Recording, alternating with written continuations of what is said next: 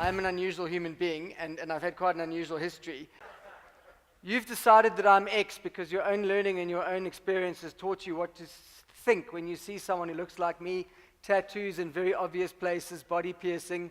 I don't care what you think. Whatever you think you know, there are things that are wrong. You definitely have things in your mind that are wrong. And it doesn't matter who told you them, they could still be wrong.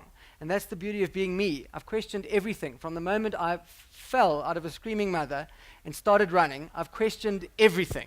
When you go to Montreal, when you go to Berlin, when you go to Australia, how do you change your material? And when I started, I used to think that I should try and become one of them. So what I do now, and I have done for the last 5 or 6 or 7 years, is I talk as a South African going abroad, and I stay very, very firmly South African. And people say, but how does everyone connect?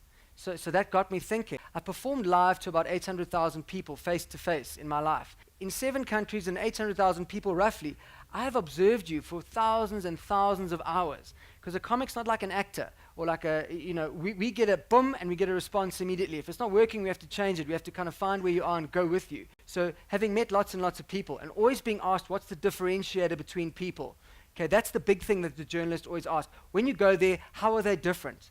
So my proposal to you is if you truly want to understand people at the speed that a performer picks up who the crowd is, we don't try and survey the crowd. We don't do a quick sweep with our facial recognition over 2,000 people and go, okay, roughly 30% black, this many, dip, dip, dip, dip. No. All you have to do is understand yourself, because you have much more in common with every single person sitting in the room than you have different.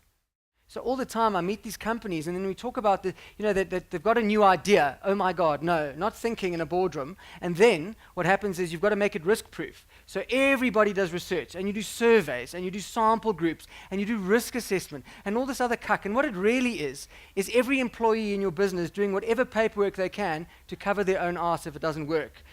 That's not the point.